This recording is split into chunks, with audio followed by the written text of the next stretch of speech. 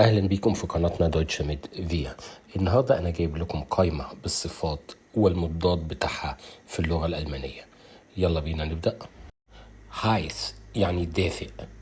كالت يعني بارد، هوخ يعني مرتفع، العكس بتاعها نيدريج يعني منخفض، هوريزونتال يعني أفقي، العكس بتاعها فيرتيكال يعني عمودي، جائع هونجريج، العكس بتاعها ذات يعني شبعان، لانج يعني طويل، كورتس يعني قصير، لايزه يعني هادئ، لاوت يعني عالي، شفير صعب، لايشت يعني سهل، ايرنست يعني جدي أو جد، لوستيش يعني مضحك، شارف يعني حاد، ميلد يعني حاجة معتدلة، جبراوخت يعني مستعمل، نوي يعني جديد، بيزيمستش يعني متشائم، اوبتيمستش يعني متفائل،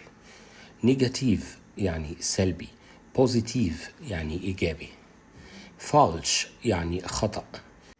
هكتش يعني مضطرب، رويج يعني هادئ، زاور يعني حامضي، زوس يعني حلو، شارف يعني حاد، شتمف يعني لين، شمودزش يعني وسخ، زاوبر يعني نظيف، لانجزام يعني بطيء، وشنل يعني سريع، اينفخ يعني سهل، شفيرش يعني صعب، شتارك يعني قوي، شفخ يعني ضعيف، بيفولكت يعني غمامة، زونش يعني مشمس، سبورتلش يعني غير رياضي، وسبورتلش يعني رياضي، لانجفايلش يعني ممل، spannend يعني مثير أو مسلي، شتمف يعني مشوش الذهن، شبيتس يعني حاد الذهن أو مركز يعني، موزيكاليش يعني مش موسيقي، وموزيكاليش يعني موسيقي،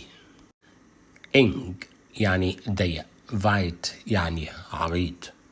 تعبان يعني مودة أو مرهق، وخ يعني صاحي أو واعي، قليل يعني فانج، وكتير فيل، ممنوع يعني فيربوتن، مسموح erlaubt، كبير alt، يونج يعني صغير، ängstlich يعني خايف، mutig يعني شجاع، arm يعني فقير، ورايش يعني غني، bleibt يعني محبوب، bleibt يعني غير محبوب، berühmt يعني مشهور، unbekannt يعني غير معروف أو مجهول، betrunken يعني سكران، نختر يعني فايق أو صاحي أو واعي، billig يعني رخيص، وتوير يعني غالي، براف يعني صالح، بوزة يعني سيء،